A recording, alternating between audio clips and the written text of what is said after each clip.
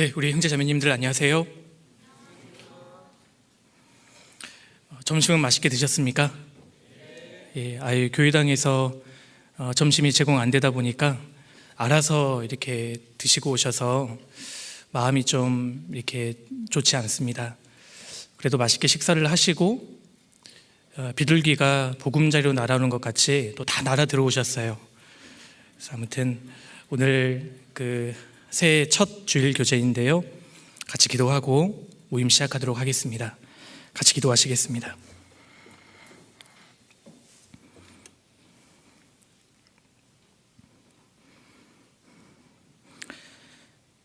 거룩하시고 사랑이 많으신 우리 아버지 하나님, 참으로 감사드립니다. 저희를 구원해 주시고 주님의 귀한 자녀 삼아 주신 은혜에 감사드립니다. 특별히 저희를 젊은 나이에 불러 구원해 주셨습니다. 힘이 있고 시간이 있고 주님을 향한 열정이 있을 때 주님을 섬길 수 있는 기회를 주셔서 정말 감사합니다. 주님께서 허락해 주신 2022년 한 해를 주의 영광과 뜻을 위해 보낼 수 있도록 도와주시고, 역사의 마지막 시대에 저희들을 통해서 더 많은 사람들을 또 건지고 세울 수 있도록 주님 도와주옵소서. 1월 24일부터 계획되어 있는 서울중앙교회 대전도 집회에도 주님이 함께 하시고, 말씀을 증거하시는 이유한 목사님 건강과 입술도 붙들어 주시기를 기도합니다. 많은 사람들이 주님 말씀 앞에 인도되고 또 구원을 받고 굳게 세워질 수 있도록 도와주옵소서. 청년의 시기를 보내고 계시는 우리 형제 자매님들 인생도 주님이 위로해 주시고 가장 좋은 길로 또 순종의 길로만 걸어갈 수 있도록 도와주옵소서. 오늘 이 교제의 시종도 주께 의지합니다. 저희를 언제나 사랑하시는 예수님 이름으로 기도드렸습니다. 아멘. 예, 우리 성경 같이 찾겠습니다. 사사기 14장입니다.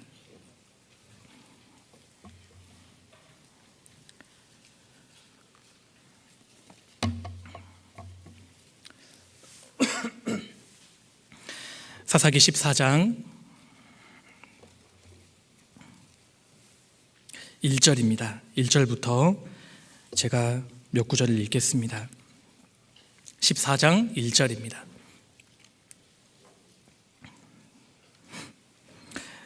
삼손이 딥나에 내려가서 거기서 블레셋 딸 중 한 여자를 보고 도로 올라와서 자기 부모에게 말하여 가로되, 내가 딥나에서 블레셋 사람의 딸 중 한 여자를 보았사오니 이제 그를 취하여 내 아내를 삼게 하소서. 예, 됐습니다. 2022년 첫 주일 청년 교제인데 첫 교제 치고는 좀 그리 좋은 구절 아닌 말씀 두 구절을 제가 먼저 읽었습니다. 오늘은 삼손에 대해서 좀 같이 생각해 보고 또 청년으로서 교훈을 좀 받아볼까 합니다. 삼손은 사사시대의 사사였습니다. 삼손의 인생은 사사기 13장부터 16장까지에 걸쳐서 기록이 되어 있습니다. 잘 아시는 대로 이 사사시대는 사람들이 자기 소견에 오른 대로 행하던 그런 시대입니다. 오늘 이 삼손의 인생을 통해서 특히 청년 그리스도인들에게 도움이 될 만한 내용들을 중심으로 좀 말씀을 드려볼까 합니다. 삼손은 태어날 때부터 나실인이었습니다. 나실인은 거룩한 사람, 드려진 사람, 하나님께 바쳐진 사람이라는 의미를 갖고 있습니다. 민수기 6장에 말씀한 대로 이 나실인은 크게 세 가지를 멀리해야만 했습니다. 먼저 포도주, 이 독주, 포도나무의 소산을 멀리하라고 말씀하셨지 않습니까? 성경에서 포도주는 이 세상적인 즐거움, 육신의 즐거움을 상징합니다. 그래서 하나님 앞에서 세상에서의 방탕한 삶을 살면 안 되는 것을 그렇게 우리에게 교훈해 주는 것입니다. 그리고 두 번째로 머리카락에 삭도를 대지 말라고 말씀하셨잖아요. 성경에서 머리카락은 순종을 가리킵니다. 즉 하나님 앞에 복종의 위치, 순종의 위치를 고수해야 할 것을 우리에게 알려주고 마지막으로 죽은 자의 시체를 가까이 하지 말라고 하셨습니다. 이 죽은 그 동물의 사체도 가까이 하지 말라고 하셨습니다. 죽은 행실에서 구별될 것을 우리에게 교훈하시는 겁니다. 특별히 죽은 그 부모와 형제 자매의 시체도 가까이 하지 말라고 하셨거든요. 주님을 따르는 삶에 인정에서 구별될 것을, 인정을 떠날 것을 또 교훈한다고 할 수 있습니다. 이렇게 일정 기간 동안 자신을 하나님 앞에 거룩하게 구별해서 하나님께 바쳐지기로 서원한 사람을 가리켜서 나실인이라고 합니다. 그런데 삼손이 일반 다른 나실인과 갖는 또 차이점도 있습니다. 크게 두 가지인데요. 일반 나실인은 자기가 하나님 앞에 일정 기간 서원한 것에 반해 삼손은 어머니 뱃속에 있을 때부터 하나님께서 그를 거룩하게 구별하십니다. 사사기 13장 앞장 넘겨보시죠. 13장 5절입니다. 보라, 내가 잉태하여 아들을 낳으리니 그 머리에 삭도를 대지 말라. 이 아이는 태에서 나옴으로부터 하나님께 바치운 나실인이 됨이라. 그가 블레셋 사람의 손에서 이스라엘을 구원하기 시작하리라. 하나님께서 일방적으로 어머니 뱃속에 있을 때부터 삼손을 나실인으로 구별하셨습니다. 더구나 그 기간은 평생이었습니다. 7절, 그가 내게 이르기를 보라, 내가 잉태하여 아들을 낳으리니 포도주와 독주를 마시지 말며 무릇 부정한 것을 먹지 말라. 이 아이는 태에서 나옴으로부터 죽을 날까지 하나님께 바치운 나실인이 됨이라 하더이다. 그러니까 삼손은 더 각별한 의미를 갖는 것입니다. 삼손은 일평생 하나님께 바쳐진 나실인이었습니다. 이 삼손은 신약시대에 구원받은 그리스도인의 모형입니다. 우리는 구원받은 이후부터 평생 하나님께 바쳐진 나실인입니다. 다시 말해서 우리는 하나님 앞에서 거룩하게 구별된 사람들입니다. 우리는 거룩한 성도입니다. 그래서 사도 바울께서도 고린도 성도들에게 고린도에 있는 하나님의 교회, 곧 그리스도 예수 안에서 거룩하여지고 성도라 부르심을 받은 자들이라고 그리스도인들을 정의했지 않습니까? 그리스도 예수 안에서 거룩하여지고 성도라 부르심을 받은 자들, 우리는 성도입니다. 예수 그리스도의 보혈로 우리의 모든 죄를 깨끗이 사함받고 하나님 앞에 거룩한 자들이 우리는 되었습니다. 더구나 거룩한 하나님의 성령을 우리 마음에 모시고 살고 있지 않습니까? 특별히 이 삼손은 신앙의 가정에서 태어났습니다. 그리고 어린 시절부터 하나님의 말씀을 교육받은 인물입니다.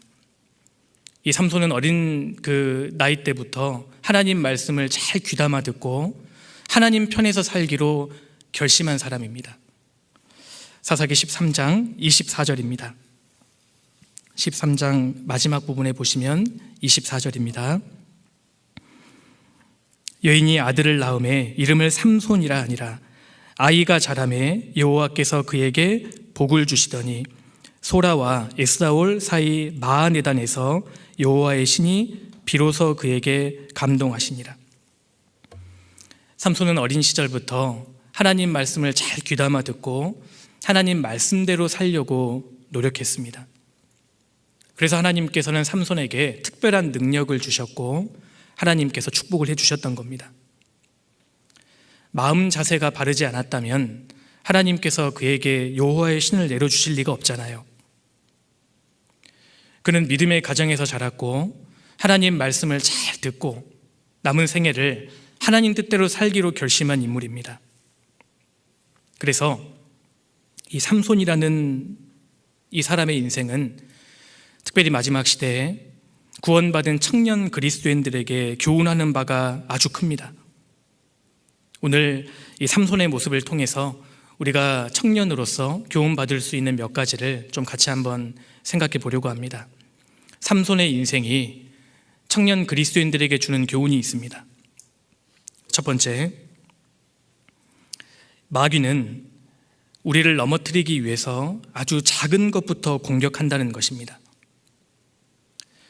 진리 가운데 살기로 결심한 삼손을 넘어뜨리기 위해서 마귀가 어떻게 작업했는지 보십시오. 아주 작은 것부터 차근차근 삼손을 유혹하기 시작합니다. 사사기 14장 1절입니다. 삼손이 딥나에 내려가서 거기서 블레셋 딸 중 한 여자를 보고, 삼손이 딥나에 내려가서, 이것이 삼손의 결정적인 실패의 시작입니다. 딥나는 이스라엘과 블레셋 땅의 경계 지역이었습니다. 삼손은 딥나에 내려가지 말아야 했습니다. 그는 있어야 할 곳에 있지 않고 딥나에 내려갔기 때문에 신앙의 내리막길을 걷기 시작했습니다. 성경에서 이 죄에 대한 규정은 금을 넘다라는 의미를 갖고 있습니다. 금을 넘어가는 것, 선을 넘는 것이 죄입니다. 삼손은 잊지 말아야 할 곳에 있었습니다. 일종의 위치 이탈이죠.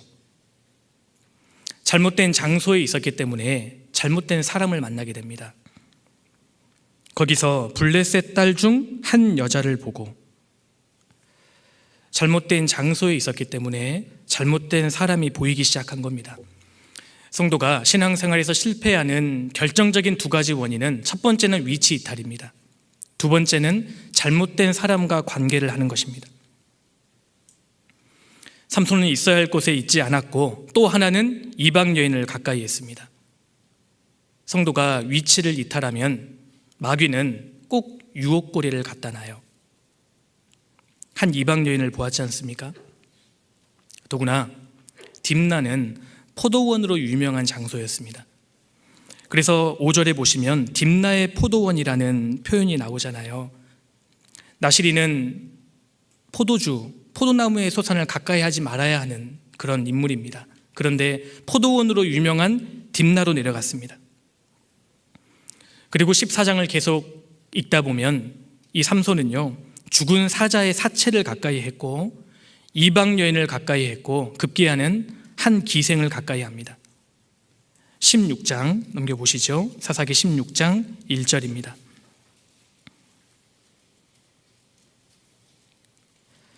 삼손이 가사에 가서 거기서 한 기생을 보고 그에게로 들어갔더니, 고상한 표현으로 기생이죠. 사실 있는 대로 표현하면 매춘부입니다. 창녀입니다. 삼손은 이방 여인을 가까이 했고 한 기생을 가까이 했고 마침내 그 당시 최고의 기생 드릴라를 사랑하게 됩니다. 4절입니다. 이후에 삼손이 소렉 골짜기에 드릴라라 이름하는 여인을 사랑하며, 하나님의 특별한 사명과 능력을 받은 이 나실인 삼손이 이렇게 지금 기생 드릴라를 사랑하고 있는 것 아니겠습니까? 어떻게 그의 삶이 이렇게 부끄러운 삶이 되었을까요? 아주 작은 것부터 용납했기 때문입니다. 딥나로 내려가지 말아야죠. 가사로 가지 말아야죠. 소렉 골짜기에 가지 말아야죠. 아주 작은 것부터 삼손은 용납했습니다. 마귀가 지금도 여기 계시는 청년 형제 자매님들을 넘어뜨리기 위해서 아주 작은 것을 허용하라고 말합니다. 마귀는 우리를 넘어뜨리기 위해서 아주 작은 것, 그리고 그것 하나를 우리가 받아들이면 그것보다 더 강력한 것을 하나씩 제공합니다. 이것이 우리가 받아야 되는 경고 아니겠습니까? 술 한 잔은 괜찮지, 취하지만 않으면 되잖아, 오늘만 괜찮지, 나중에는요 신앙을 포기해. 신앙을 포기하기를 바랍니다. 그래서 마지막 시대에 구원받은 청년 그리스도인들은 처음부터 단호해지지 않으면 안 됩니다. 심리학 용어로 에펠탑 효과라는 것이 있습니다. 프랑스 파리에 에펠탑을 세우려고 계획하자 그 당시에 많은 파리의 시민들과 예술가들이 어마어마하게 반대를 했습니다. 저 쇳덩어리 흉물을 세우게 되면 파리의 그 유명한 경관은 다 가리게 될 것이라고 무섭게 반대를 했습니다. 그런데 그 반대를 무릅쓰고 에펠탑이 세워졌고, 그러자 놀라운 일이 벌어진 겁니다. 에펠탑을 파리 시민들이 자꾸 보고 또 보고 보니까요 친숙함과 호감이 생기더라는 겁니다. 이것이 에펠탑 효과입니다. 처음에는 무관심하거나 싫어했던 것이 자꾸 반복해서 노출되자 호감도가 증가하는 현상, 이것이 에펠탑 효과입니다. 우리 시대의 문화를 에펠탑 효과로 설명할 수 있습니다. 동성애, 문신, 불륜, 처음에는 끔찍한 것이었는데 반복해서 우리 눈앞에 등장하니까요, 어느덧 아무렇지 않아요. 오늘 이 시대에 사탄이 사용하는 가장 강력한 무기 중에 하나가 에펠탑 효과라고 생각합니다. 오늘날 구원받은 그리스도인의 가치관이 얼마나 바뀌고 있습니까? 지금 무섭게 바뀌는 중이거든요. 구원받은 청년 그리스도인의 가치관이 무섭게 바뀌고 있습니다. 예전에는 용납되지 않았던 죄가 어느덧 용납이 되고 묵인하고, 에펠탑 효과입니다. 사탄이 삼손에게 궁극적으로 노리는 것은 한두 번 죄를 짓는 것이 아니었습니다. 한두 번 죄를 짓는 것을 넘어서 머리털이 잘리는 것입니다. 마찬가지로 삼손이 우리에게 노리는 것은 한두 번 죄를 짓는 게 아닙니다. 우리의 가치관이 바뀌는 것입니다. 신앙이 포기해버리는 것. 삼손이 거기에 넘어졌습니다. 옛날에는 저질스러운 것을 안 가면 안 볼 수 있었습니다. 그런데 지금은요, 와이파이를 통해서, 인터넷 선을 통해서 안방까지 보기 싫은 것들이 노출되고 있는 것 아니겠습니까? 스마트폰을 보면 팝업이 자꾸 뜨고 우리의 가치관을 강요합니다. 하나님 보시기에 우리의 영적인 상황이 어떤 상황입니까? 대단히 위험합니다. 지금 대단히 위험합니다. 근신하라 깨어라. 너희 대적 마귀가 우는 사자같이 두루다니며 삼킬 자를 찾나니. 하나님 보시기에 지금 우리의 영적인 상태는 대단히 위험합니다. 그래서 하나님께서 이렇게 경고하셨습니다. 사사기는 잠깐 잡아두시면 좋겠습니다. 아가서 2장입니다.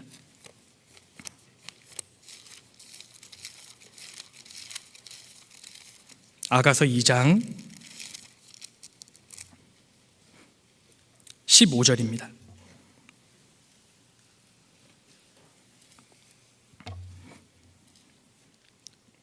잘 아시는 말씀이시죠? 한 구절 같이 읽겠습니다. 우리를 위하여 여우 곧 포도원을 허는 작은 여우를 잡으라. 우리의 포도원에 꽃이 피었음이니라. 지금 우리의 포도원에 꽃이 피었습니다. 내 인생이라는 포도원, 내 가정이라는 포도원, 교회라는 포도원에 꽃이 피었습니다. 꽃이 피었다면 이제 열매를 맺을 차례입니다. 그런데 아무리 봐도 열매가 맺히지 않는 것입니다. 문제의 근원을 살펴봤더니 작은 여우가 있습니다. 작은 여우를 잡으라. 왜 우리의 신앙생활에 열매가 맺히지 않을까요? 작년 한 해를 돌아보았을 때 왜 열매가 많이 맺히지 않았습니까? 작은 여우를 용납했기 때문입니다. 이 작은 여우 하나 때문에 신앙생활이 안 되는 겁니다. 2022년 새해가 시작된 지 벌써 9일이 지났습니다. 작은 여우를 잡으셔야 합니다. 작은 여우를 용납해서는 안 됩니다. 그래야만 주님께서 이 청년의 시기에 우리에게 새로운 마음을 주시고 새롭게 신앙생활을 할 수 있도록 도와주십니다. 작은 여우를 잡는 것은 우리 책임입니다. 마귀는 아주 작은 것, 조금씩 점차 강력한 것으로 우리를 넘어뜨립니다. 지금 우리가 얼마나 위급한 순간에 있는지 모릅니다. 그리고 두 번째로 삼손의 인생을 통해서 우리가 배울 수 있는 또 하나의 사실은 마귀는 성도를 아주 집요하게 유혹한다는 것입니다.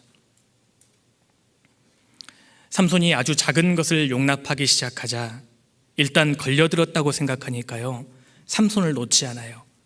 그를 완전히 꺾어버릴 때까지 마귀가 얼마나 집요하게 매달리는지 보십시오. 삼손이 처음부터 드릴라에게 넘어간 것이 절대 아닙니다. 사사기 16장, 사사기 다시 돌아가겠습니다. 16장 6절입니다.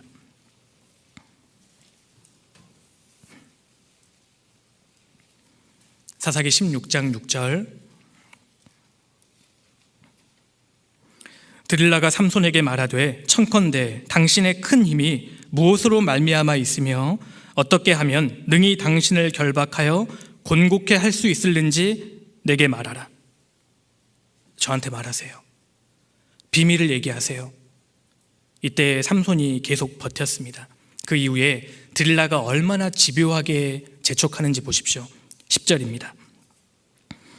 드릴라가 삼손에게 이르되 보라, 당신이 나를 희롱하여 내게 거짓말을 하였도다. 청컨대 무엇으로 하면 당신을 결박할 수 있을는지 이제는 내게 말하라. 삼손이 이때까지 버팁니다. 13절입니다. 드릴라가 삼손에게 이르되 당신이 이때까지 나를 희롱하여 내게 거짓말을 하였도다. 내가 무엇으로 하면 당신을 결박할 수 있을는지 내게 말하라. 삼손이 또 버팁니다. 15절입니다. 드릴라가 삼손에게 이르되 당신의 마음이 내게 있지 아니하면서 당신이 어찌 나를 사랑한다 하느뇨.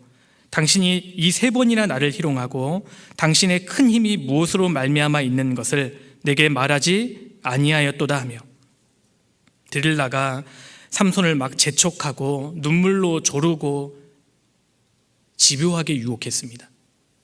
여기서 막간 성경 퀴즈 들어갑니다. 상품 얘기하니까 다 저를 쳐다보세요. 지금 이게 이 청년의 연약함입니다. 그렇죠? 상품은 없습니다. 근데 맞춰보세요.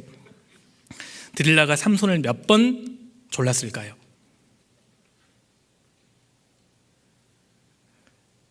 여기 이제 어떻게 보면 3번 나를 희롱하고 이렇게 되어 있으니까 3번 혹은 4번 이렇게 답하시는 분이 계실 수 있는데요, 성경을 자세히 보셔야 합니다.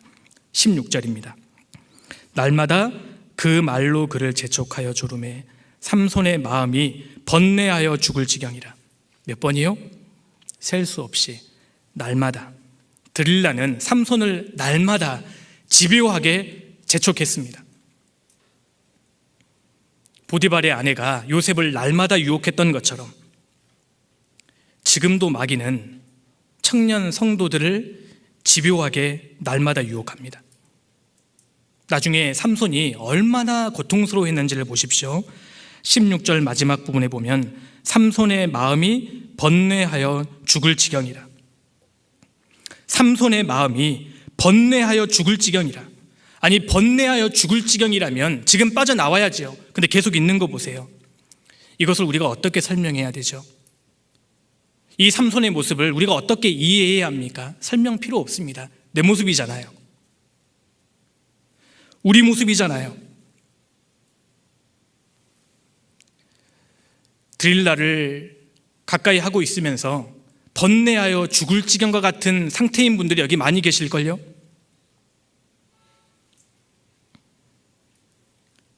양다리 신앙이 된 겁니다.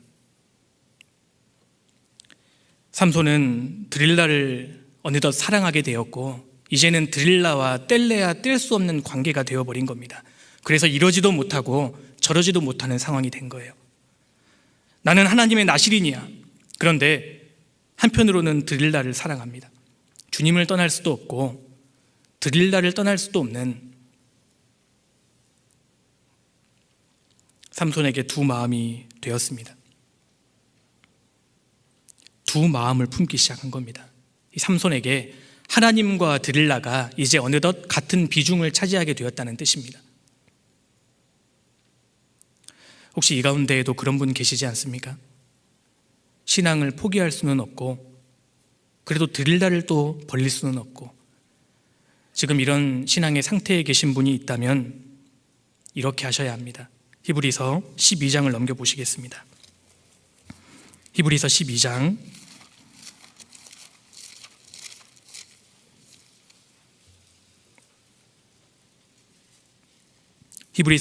4절입니다. 여기 아주 중요한 말씀이 있습니다. 너희가 죄와 싸우되 아직 피 흘리기까지는 대항치 아니하고. 사도 바울이 성도들에게 권고하시는 말씀입니다. 피 흘리기까지 죄와 싸우라는 것입니다. 당시 로마의 원형 경기장에서 검투사들은요, 둘 중에 하나가 죽을 때까지 싸웠습니다. 지금 사도 바울은 이 개념으로 말씀하고 있는 거예요. 그리스도인이 죄와 싸우되 어느 정도의 각오로 싸워야 하느냐? 죽기까지입니다. 내가 이 죄의 유혹에 넘어지면 나는 죽는다. 이것으로 나는 끝장이다. 이런 절박한 마음을 가지고 피 흘리기까지 죄와 싸우라는 권면의 말씀입니다. 죄를 지어놓고 저 어쩔 수 없었어요. 저 나름대로 최선을 다했는데 죄성이 있어서 어쩔 수 없었어요. 인간의 본능이 있는데 뭐 별 수 있나요? 이것이 아니라는 겁니다. 구원받은 그리스도인에게 죄성만 있습니까? 그 거룩한 성령이 지금 들어와 계십니다. 그렇게 핑계할 수 없다는 것입니다. 내게도 드릴라가 있습니다. 마음이 하나님께로만 향해야 되는데 내 마음을 자꾸 붕괴시키는 드릴라가 있습니다. 내 힘과 기쁨을 앗아가는 드릴라가 있습니다. 이 드릴라를 잡아야 합니다. 삼손의 힘을 누가 빼앗아 갔습니까? 드릴라가 빼앗아 갔습니다. 하나님 앞에 나의 그 순수한 열정과 기쁨과 마음과 힘을 뺏어가는 나만의 드릴라가 있습니다. 드릴라를 단호하게 제거하셔야 합니다. 그렇지 않으면 새해 힘있게 살 수 없습니다. 삼손의 인생을 통해서 우리가 또 배울 수 있는 중요한 세 번째 사실이 있습니다. 죄의 유혹에 지면 그 인생은 비참해질 것입니다. 우리가 이 사실을 꼭 기억해야 합니다. 삼손이 드릴라에게 자신의 거룩의 비밀을 다 털어놓았지 않습니까? 그러자 삼손은 머리털이 밀렸고 하나님께서 떠나시고 능력이 없어졌습니다. 사사기 16장 돌아가겠습니다. 사사기 16장 19절입니다.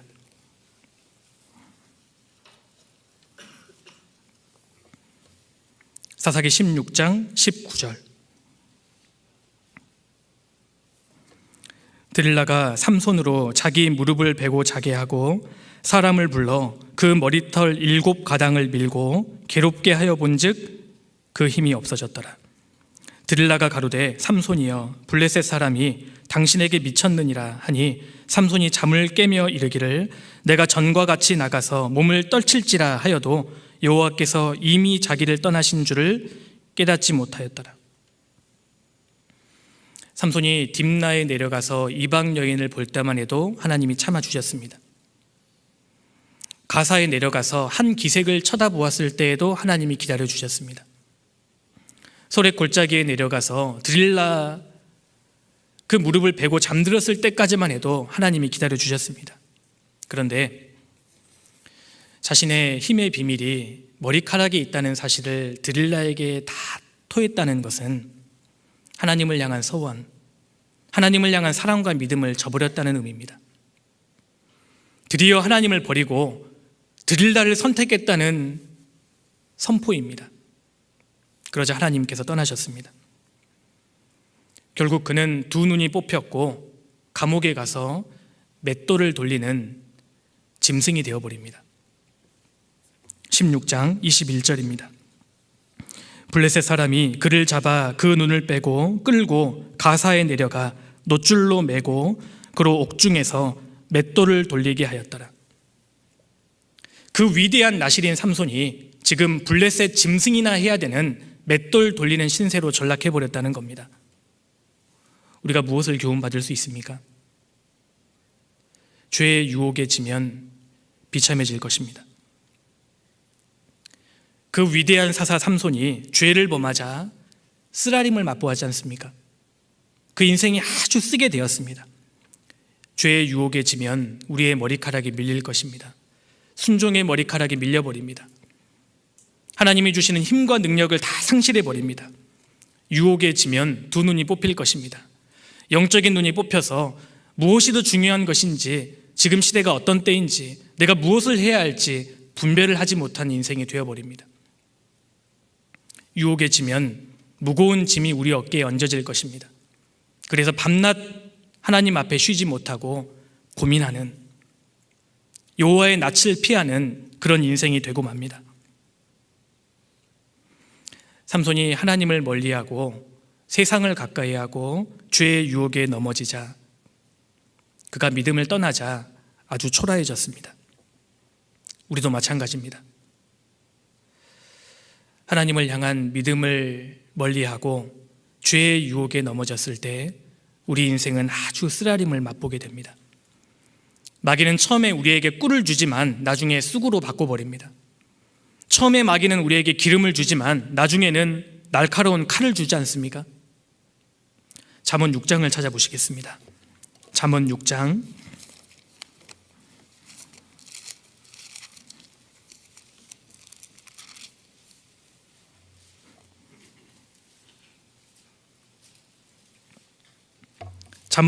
25절입니다.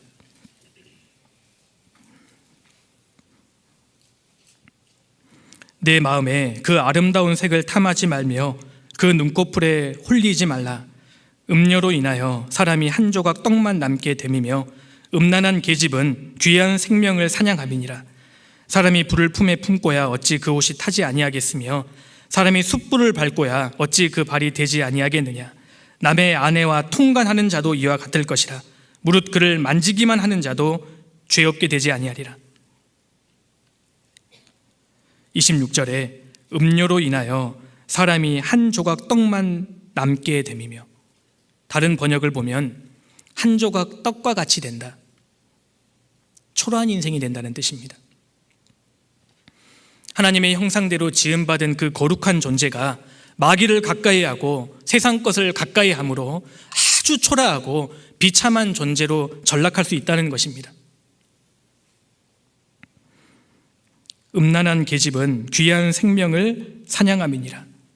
특히 청년 형제님들 조심하십시오.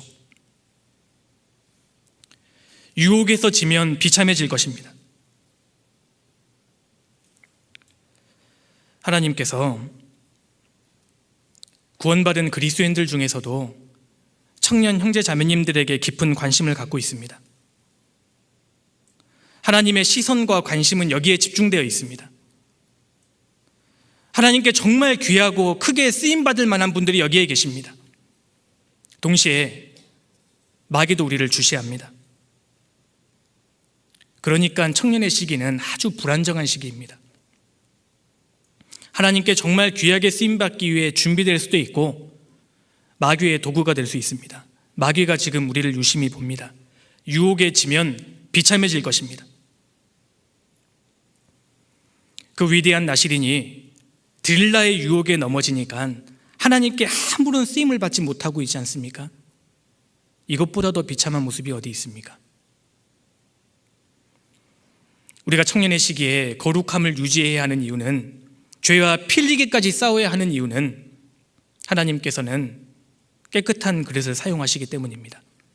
디모데후서 2장을 찾겠습니다.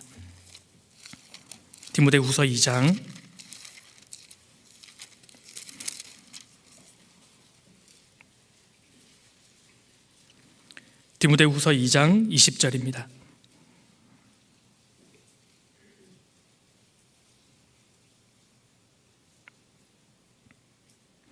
큰 집에는 금과 은의 그릇이 있을 뿐 아니요 나무와 질그릇도 있어 귀히 쓰는 것도 있고 천이 쓰는 것도 있나니, 그러므로 누구든지 이런 것에서 자기를 깨끗하게 하면 귀히 쓰는 그릇이 되어 거룩하고 주인의 쓰심에 합당하며 모든 선한 일에 예비함이 되리라.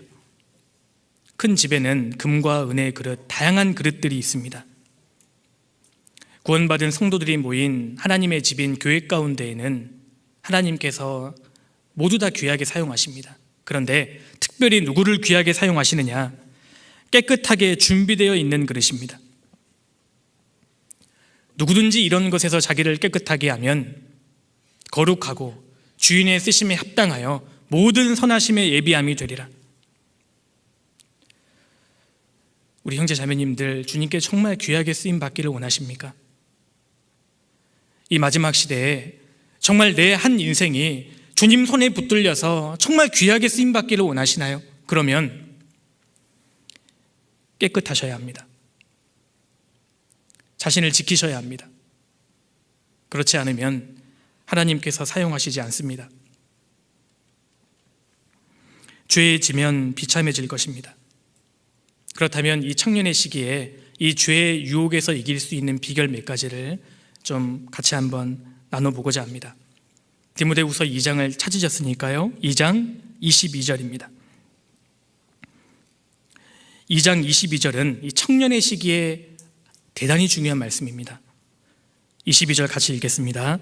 또한 내가 청년의 정욕을 피하고 주를 깨끗한 마음으로 부르는 자들과 함께 의와 믿음과 사랑과 화평을 좇으라. 청년의 시기에 아주 중요한 말씀입니다. 이 짧은 한 구절의 말씀이 청년의 신앙을 붙들어 준다고 할 수 있습니다. 이 말씀에서 강조하고 있는 두 가지는 먼저는 피하고입니다. 그리고 또 다른 하나는 좇으라는 것입니다. 또한 내가 청년의 정욕을 피하고 젊음의 때에 피해야 할 것이 있습니다.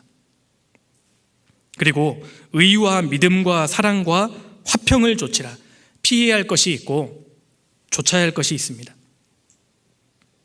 먼저 청년의 종욕을 피하고, 이 말씀에서 청년의 종욕은 청년의 시기에 모든 제멋대로의 충동들을 가리킵니다. 특별히 성적 충동입니다. 성적 충동, 청년의 정욕을 피하고, 여기 피하고 할 때 이 단어는 도망하다, 탈출하다를 의미하는 아주 적극적인 의미입니다. 도망하는 것입니다. 탈출하는 것입니다. 삼손이 이것을 놓쳐서 아주 부끄러운 그 자리에 결국 가게 된 것 아니겠습니까? 삼손이 왜 넘어졌을까요? 왜 삼손이 그렇게 수치스러운 인생을 살게 되었습니까? 유혹의 자리에 계속 머물러 있었기 때문입니다. 잘못하면 딥나에 내려갈 수도 있습니다. 그런데 그 딥나의 이방 여인을 보았을 때 탈출해야죠. 벗어나야죠. 가사에 내려가서 한 기생을 볼 수 있습니다. 그래서 그 마음이 성적 충동으로 생길 수 있습니다. 그때 도망가야죠. 그 이상한 생각이 내 마음을 집어삼키지 않도록 탈출해야 합니다. 드릴라의 집을 빨리 벗어나야 합니다. 삼손은 그러지 않았습니다. 이 경고의 말씀이 지금 해당되는 분들이 여기 많이 계실걸요? 지금 드릴라의 집에 서성거리면서 왔다 갔다 하는 분들이 많이 계실 수 있습니다. 그런 분이 계시다면 오늘 이 말씀을 주님의 말씀으로 받으셔야 합니다. 도망가셔야 합니다. 탈출하셔야 합니다. 삼손이 이것이 안 돼서 넘어진 대표적인 케이스라면 반대로 이 면에서 우리의 모델이 되는 인물이 요셉입니다. 요셉도 여성의 유혹을 받았지요. 디모데후서를 잠깐 이렇게 표시해 두시고 창세기 39장을 넘겨보시겠습니다. 창세기 39장입니다.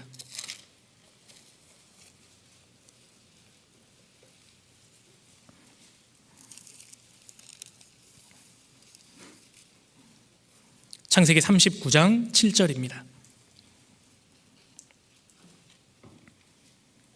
그 후에 그 주인의 처가 요셉에게 눈짓하다가 동침하기를 청하니 10절 여인이 날마다 요셉에게 청하였으나 요셉이 듣지 아니하며 동침하지 아니할 뿐더러 함께 있지도 아니하니라. 이 보디발의 아내가 얼마나 아름다웠겠습니까? 그리고 보디발 집의 안방 마님이었어요. 권력으로 요셉에게 다가왔습니다. 아름다움으로 유혹했습니다. 이때 요셉의 해결책을 보세요. 12절입니다. 그 여인이 그 옷을 잡고 가로되 나와 동침하자. 요셉이 자기 옷을 그 손에 버리고 도망하여 나가매. 청년의 정욕을 피하고 이 말씀에 대한 모범 답안을 요셉이 보여줍니다. 혼비백산에서요, 옷이 벗겨지더라도 도망가는 겁니다. 음란한 자리, 악한 자리에 앉아서 사탄아 물러가라, 사탄아 물러가라 그럴 필요 없습니다. 그 자리를 떠나면 됩니다. 습기가 가득한 어두운 곳에 곰팡이 쓸었다고 불평하지 마십시오. 곰팡이가 문제가 아닙니다. 습기를 제거해야죠.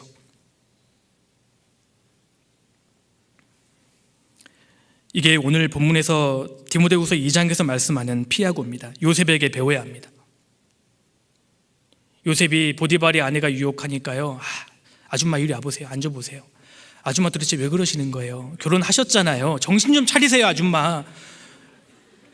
논리적으로 설득하고 그런 거 없었습니다. 거두절미하고 도망가는 겁니다. 젊은 시절부터 우리가 피해야 할 것이 있습니다. 특별히 우리 시대에 유혹이 많은 시대입니다. 노출되지 않도록 주의해야 합니다. 청년의 시대에, 이 중요한 시기에 성적 유혹을 피하십시오. 스마트폰의 유혹을 피하십시오. 저는 오늘날 청년 그리스도인의 신앙을 이 두 가지가 다 죽인다고 생각합니다. 그걸 버리지 않으면, 피하지 않으면 어떻게 신앙에서 승리할 수 있겠습니까? 과감하게 포기할 것을 포기하십시오. 영화를 버리십시오. 드라마 보지 않으셔야 합니다. 음악, 음란한 영상 피하십시오. 피하셔야 합니다. 혼자 있는 시간과 장소를 피하십시오. 청년의 정욕을 피하셔야 합니다. 몇 년 전에 한 청년 자매님께서 다급하게 상담을 요청하신 적이 있습니다. 어떤 내용이신가 들어봤더니 학원을 다니시는데요, 같이 학원을 다니는 한 남학생이 학원 끝날 때까지 밖에서 기다리다가 대시를 했다는 겁니다. 한번 사귀어보자고요. 이 자매님이 그때부터 단호하게 나 너 싫어 하고 와서 그때부터 하나님께 울면서 기도했답니다. 주님, 제가 뭘 잘못했나요? 주님, 제가 고쳐야 할 게 있습니까? 그리고 마음이 진정이 안 되는 거예요. 너무 무서워서요. 왜 내게 이런 일이 있나 하고 상담을 요청하셨더라고요. 제가 그 자매님과 상담을 하면서 마음이 오히려 너무 제가 감사가 됐습니다. 이렇게 자신을 지키는 분, 이런 분이 하나님께 축복을 받지 않겠습니까? 누가 대시하면 은근히 즐기고, 나도 좀 인기가 있구나. 교회의 공식적이지 않은 통로로 형제가 교제를 요청해 왔을 때 은근히 즐기고 그것을 붙잡는 사람, 하나님은 아십니다. 하나님께서 그 인생을 정말 바른 길로 축복해 주시겠습니까? 초등학교 6학년 한 자매님이 상담을 요청하신 적이 있습니다. 제가 초등학교 6학년이라고 해서 좀 당황했습니다. 근데 교제를 나누다 보니까 확실하게 구원을 받으신 자매님이셨습니다. 그 자매님의 고민이 그겁니다. 자기는 스마트폰이 필요가 없었답니다. 그런데 부모님이 스마트폰을 해주셔서 사용을 하게 됐는데 한 달간 사용해 봤더니 신앙에 너무 장애가 되더라는 겁니다. 스마트폰이 없을 때에는 하나님께 정말 기도를 간절히 많이 했고 그 시간 동안에 말씀을 많이 읽었는데 스마트폰이 생긴 이후로 자기 생활이 절제가 되지 않는다는 겁니다. 스마트폰을 끊고 부모님께 사용하지 않겠노라고 말하기로 결단하고 돌아가셨어요. 실제로 그렇게 하셨습니다. 초딩이 아니라 초등학교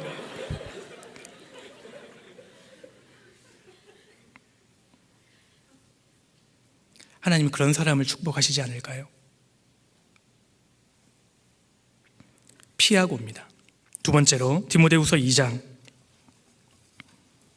22절, 먼저 피해야 할 것이 있죠. 그리고 두 번째, 주를 깨끗한 마음으로 부르는 자들과 함께 의와 믿음과 사랑과 화평을 좇으라. 앞에서 피하다는 단어가 도망하다, 떠나다, 탈출하다라는 강력한 단어라고 말씀드렸습니다. 여기 좇으라는 단어도 마찬가지입니다. 이 좇으라는 단어가요, 사냥개가 먹잇감을 발견하고 그 먹잇감을 향해 돌진하는 상태입니다. 우리가 음란하고 거짓된 것을 피하기 위한 강력한 열정도 필요하지만 그것보다도 중요한 것은 주님의 것을 추구하기 위해서 사냥개가 먹잇감을 발견하고 돌진하는 것처럼 돌진하는 열정이 필요하다는 겁니다. 최상의 공격이 최상의 방어입니다. 베드로전서 4장 1절에도 그리스도께서 이미 육체의 고난을 받으셨으니 너희도 같은 마음으로 갑옷을 삼으라. 이는 육체의 고난을 받은 자가 죄를 그쳤음이니. 피할 뿐만 아니라 적극적으로 따라야 할 것이 있습니다. 청년의 시기에 건전한 곳에 내 시간과 에너지를 쏟으십시오. 의와 믿음과 사랑과 화평을 좇으셔야 합니다. 그걸 향해 집중적으로 달려갈 때 죄의 유혹은 내게서 멀어져 있을 것입니다. 청년의 시기에 해야 할 것이 얼마나 많이 있습니까? 정말 치열하게 말씀을 듣고 계십니까? 정말 말씀을 얼마만큼 암송하고 계십니까? 청년의 시기에 정말 말씀을 많이 묵상하고 있습니까? 이게 대학생 형제자매들도 계시죠? 공부해야 할 게 얼마나 많습니까? 정말 외국어 공부, 복음을 위해서 최선을 다해 치열하게 하고 계십니까? 기도는 얼마나 하고 계십니까? 사냥개가 먹잇감을 발견하고 돌진하는 것처럼 그렇게 치열하게 주님의 것을 추구하고 있습니까? 우리가 거룩을 위해서 주님의 교회를 향해서 말씀과 기도를 향해서 달려가야 합니다. 돌진해야 합니다. 그 돌진하는 열정이 필요하다는 것입니다. 그리고 죄의 유혹을 이길 수 있는 또 하나의 방법이 이 구절에 또 담겨 있습니다. 주를 깨끗한 마음으로 부르는 자들과 함께입니다. 청년의 시기에 함께의 정신을 회복하셔야 합니다. 주를 깨끗한 마음으로 부르는 사람들이 있습니다. 그들과 함께입니다. 그리스도인들은 함께의 정신을 회복해야 합니다. 청년의 시기에 나 혼자 신앙생활이 아니지 않습니까? 홀로 있으면 금방 식어버립니다. 함께입니다. 주를 깨끗한 마음으로 부르는 자들과 함께입니다. 주님을 경외하는 자들의 동료가 되셔야 합니다. 주의 법도를 행하는 자들과 친구를 삼으십시오. 우리 형제 자매님들, 청년회에 소속되어 있는 부서가 있으실 겁니다. 토요교제에 참석하고 주일날 교회당에 오는 것을 신앙생활로 생각하시면 안 됩니다. 그 사고방식부터 포기해야 합니다. 부서 깊숙이 들어오셔야 합니다. 부서에 깊숙이 들어오세요. 교회에 와서 마음을 여십시오. 내가 평생 함께해야 할 친구들, 가족들입니다. 마음을 여세요. 말세가 되면 될수록 교회의 중요성을 알아야 합니다. 교회가 없이는, 교제가 없이는 신앙생활을 잘할 수 없습니다. 개인의 힘으로는 안 되지 않습니까? 구원받은 사람들이 모인 무리 가운데 주님이 거기에 머리를 두시고 주님의 모든 좋은 것들이 공급되기 때문에 청년의 시기에 함께를 배워야 합니다. 교회 가운데 마음을 열고 몸을 그 가운데 함께하면 이상하게 주님이 나를 바꾸어 가십니다. 우리 시대에 모임하는 것을 보면 걱정스러울 때가 있습니다. 주일날 교회당에 오는 것을 신앙생활이라고 생각하시면 안 됩니다. 깊숙이 들어오셔야 합니다. 사실 신앙생활은 복잡하지 않습니다.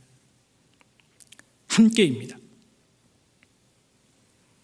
청년의 시기에 요한 예슬레와 조지 휘트필드가 친구였지 않습니까?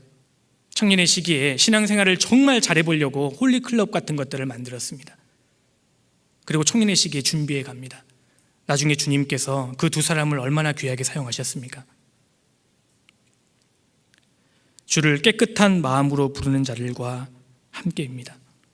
그런 사람들을 가까이 하십시오. 그리고 죄의 유혹을 또 이길 수 있는 중요한 또 하나의 방법을 삼손에게서 우리가 배울 수 있는데요. 사사기 16장 다시 돌아가겠습니다. 사사기 16장 16절입니다.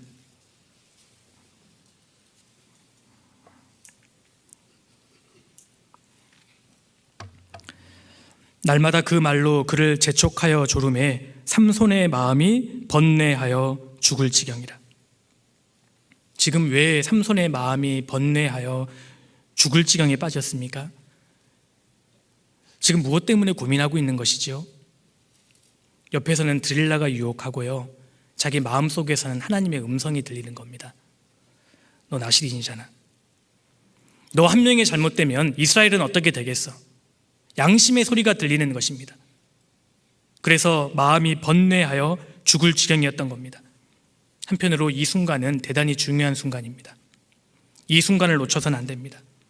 죄의 유혹의 순간에, 강력한 죄의 유혹이 내 앞에 있을 때 이러면 안 되는데, 내가 여기에 넘어가면 안 되는데, 그런 음성이 들릴 때 아직 내 신앙이 제 기능을 발휘하고 있다는 증거입니다.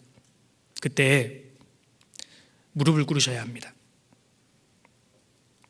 삼손의 치명적인 실수가 여기에 있습니다.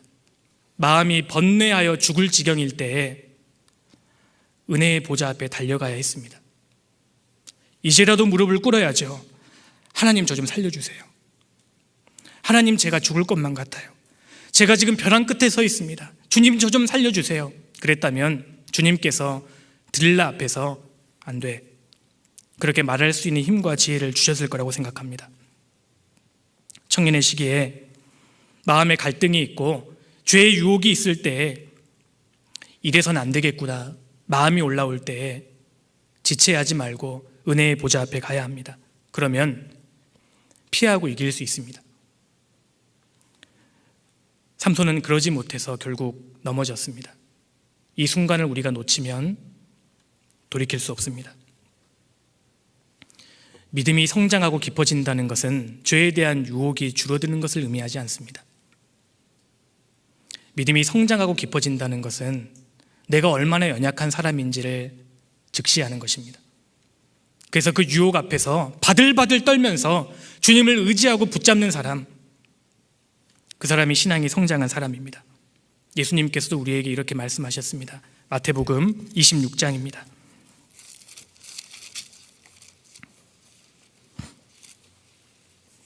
마태복음 26장 41절입니다.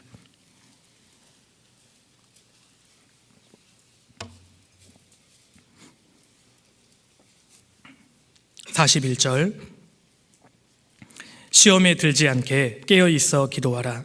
마음에는 원이로되 육신이 약하도다.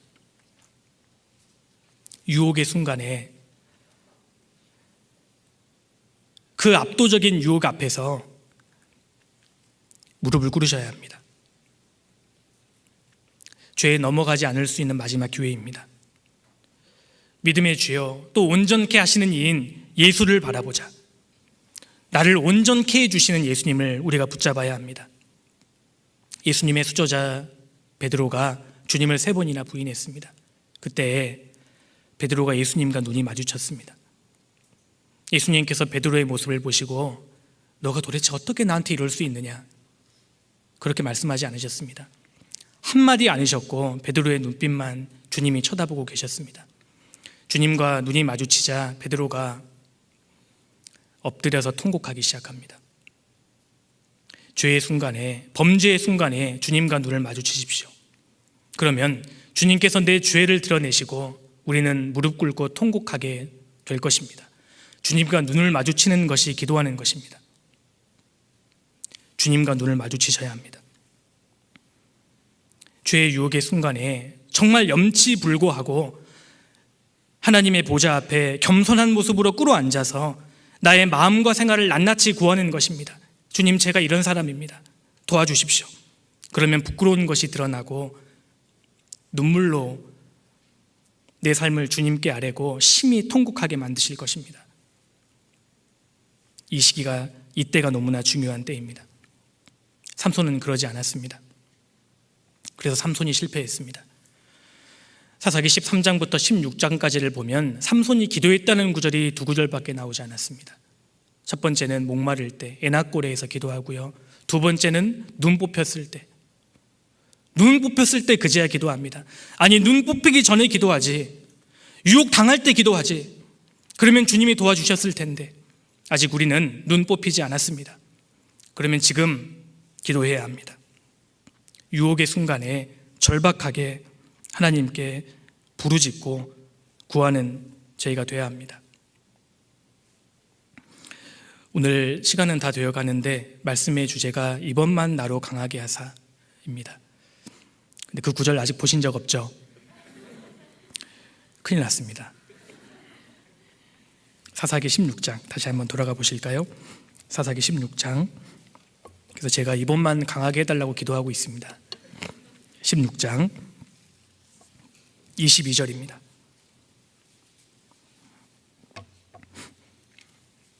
그의 머리털이 밀리운 후에 다시 자라기 시작하니라. 삼손은 약점도 강점도 참 많았던 사람입니다. 그런데 우리가 정말 삼손에게 배울 수 있는 한 가지를 이 말씀에서 우리가 발견할 수 있습니다. 그의 머리털이 다시 자라기 시작하니라. 삼손이 머리털이 밀리고 두 눈이 뽑히고 블레셋 감옥에 맷돌 굴리면서 무엇을 했을까요? 가슴을 치면서 피눈물을 흘리면서 그는 회개했습니다. 16장 28절입니다. 삼손이 여호와께 부르짖어 가로되 주 여호와여 구하옵나니 나를 생각하옵소서. 하나님이여 구하옵나니 이번만 나로 강하게 하사 블레셋 사람이 나의 두 눈을 뺀 원수를 단번에 갚게 하옵소서 하고, 삼손이 힘이 있을 때, 잘 나갈 때에는 별로 기도 안 했습니다. 그랬던 그가 지금 두 눈 뽑히고 하나님만 찾고 있습니다. 크게 두 가지를 구하고 있죠. 주 여호와여 구하옵나니 나를 생각하옵소서. 주님, 저를 생각해 주세요. 어디서 많이 들어본 기도 아닙니까? 예수님 십자가 달리셨을 때 오른편에 있던 강도의 그 기도하고 일치합니다.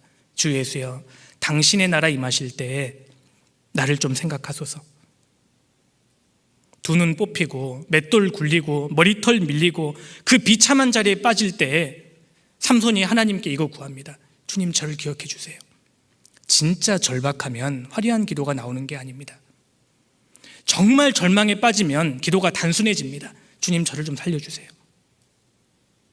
저 좀 생각해 주세요. 그리고 두 번째, 이걸 구하지요. 하나님이여 구하옵나니 이번만 나로 강하게 하사. 두 번째 기도입니다. 이번만 나 좀 살려주세요. 주님, 이번만 나를 좀 강하게 해주세요. 이 기도를 오해하시면 안 됩니다. 자기 자존심 때문이 아니었습니다. 과거의 삶이 그리웠기 때문이 더더욱 아니었습니다. 30절 가로되 블레셋 사람과 함께 죽기를 원하노라 하고 힘을 다하여 몸을 굽히매 그 집이 곧 무너져 그 안에 있는 모든 방백과 온 백성에게 덮이니 삼손이 죽을 때에 죽인 자가 살았을 때에 죽인 자보다 더욱 많았더라. 주님, 저를 좀 생각해 주세요. 한 번만 저를 강하게 해주세요. 삼손이 그토록 매달린 이유는 과거의 삶이 그리웠기 때문이 아닙니다. 블레셋 사람과 함께 죽기를 원하노라. 잘 죽고 싶었기 때문입니다. 주님, 한 번만 저 살려주세요. 그러면 저 잘 죽겠습니다. 이번만 나로 강하게 해주십시오. 이 기도는 살겠다는 기도가 아닙니다. 죽겠다는 기도입니다. 죽되 잘 죽겠다는 겁니다. 이렇게 죽으면 너무 억울하다는 겁니다. 나시린이 하나님의 영광 제대로 비추지도 못하고 이렇게 죽기에는 너무나 원통하다는 겁니다. 그래서 삼손이 마지막에 구하는 것은 하나님, 초라하고 비참한 저를 기억해 주세요. 그리고 한 번만 힘을 주세요. 한 번만 살려주세요. 그러면 저 잘 죽겠습니다. 우리 형제 자매님들, 구원받은 하나님의 자녀답게 산다는 것이 도대체 무엇이지요? 마지막 시대에 그리스도인으로서 합당하게 산다는 것이 무엇이지요? 바로 삼손이 처했던 이 마지막 자리에 서서 남은 인생 살아가는 겁니다. 삼손이 서서 이렇게 절규했던 두 기둥 사이에 서서 그 비장한 마음으로 사는 겁니다. 주님, 제게 한 번만 더 기회를 주시면 주님을 위해서 잘 죽겠습니다. 주님, 이번 새해 저 한 번만 살려주시면 주님 영광을 위해서 죽겠습니다. 주님, 저를 구원해 주시고 베풀어 주신 그 은혜에 보답하다가 정말 저 잘 죽겠습니다. 하나님께서는 삼손의 전류를 들으셨습니다. 그리고 그 눈물을 보셨죠. 그리고 이렇게 들어주셨습니다. 30절 마지막 부분에 보시면요, 30절 삼손이 죽을 때 죽인 자가 살았을 때 죽인 자보다 더욱 많았더라. 이 기록이 삼손의 인생의 마지막 기록입니다. 삼손이 죽을 때 죽인 자가 살았을 때, 죽을 때 죽인 자가, 맞죠? 살았을 때 죽인 자보다 더욱 많았더라. 하나님께서 삼손의 마지막 인생을 인정해 주셨습니다. 우리가 올해 내 전 존재를 하나님께 드리면 주님이 크게 역사하실 수 있습니다. 주님 안에서 죽는 삶을 살아갈 때, 나 자신을 부인하는 삶을 살아갈 때 주님은 더 큰 역사를 나타내 주실 것입니다. 해산하는 수거 속에서 생명이 살아나는 역사가 나타나는 겁니다. 여기 계시는 청년 형제 자매님들이 새해에 죽으면 죽으리라 그런 각오를 가지고 사는 사람이 많아진다면 우리를 통해서 많은 사람들이 구원을 받고 살게 될 것입니다. 먼저 구원받은 사람들이 주님 한 번만 제게 기회 주시면 제가 잘 죽겠습니다, 이 각오로 남은 인생을 산다면 많은 사람들이 살게 될 것입니다. 삼손의 인생은 히브리서 11장에 기록되고 있습니다. 하나님께서는 그의 인생을 인정해 주셨습니다. 우리가 보기에는 실패하고 허비해버린 인생같이 보이지만 하나님 보시기에는 모든 사명을 이루고 산 믿음의 사람으로 삼손을 등재시키셨습니다. 여기 계신 형제 자매님들 중에 한 번도 죄를 안 지은 분 계십니까? 한 번도 실패 안 하신 분 계시나요? 우리는 다 실패한 사람들입니다. 우리는 이미 전과자입니다. 그것도 재범할 확률이 너무 높은 감시 대상자들입니다. 그런데 주님께서는 우리를 언제나 받아주십니다. 삼손처럼 회개해야 합니다. 정말 십자가 앞에서 눈물을 흘리면서 회개해야 합니다. 그리고 다시 시작해야 합니다. 하나님, 제게 기회를 주세요. 그럼 제가 주님을 위해서 죽겠습니다. 그러면 주님께서는 우리를 다시 회복시켜 주시고 성공한 인생으로 기억해 주실 겁니다. 이 사실을 기억한다면 우리가 더욱 힘을 낼 수 있습니다. 그래서 삼손은 실패한 어리석은 한 인간의 이야기가 아니라 너무나 부실했지만 하나님께서 도와주셔서 회복해 주시고 그 사명을 다 감당한 믿음의 사람의 이야기입니다. 우리도 그렇게 될 수 있다는 것입니다. 이번만 나로 강하게 하사, 이 마지막 삼손의 전류를 기억하면서 올해를 살면 좋겠습니다. 같이 기도하시겠습니다. 고마우신 아버지 하나님, 참으로 감사드립니다. 저희를 젊은 나이에 구원해 주시고 너무나 크신 사랑과 은혜를 날마다 부어주심을 감사드립니다. 삼손의 삶을 통해서 우리 각 사람이 교훈받고 변화되기를 원합니다. 우리가 가지고 있는 드릴 날을 주님 앞에 내어 버릴 수 있도록 도와주시고 비장한 마음으로, 주님을 위해 죽겠다는 비장한 마음으로 남은 삶을 또 올해를 살아갈 수 있도록 도와주옵소서. 그래서 저희 모두를 주님 귀하게 사용해 주시기를 간절히 기도드립니다. 이어지는 교제의 시간도 오직 주께 의지합니다. 1월 24일부터 계획된 대전도 집회에 더욱 저희가 마음을 드리고 또 전도할 수 있도록 도와주옵소서. 저희를 언제나 사랑하시는 예수님 이름으로 기도드렸습니다. 아멘.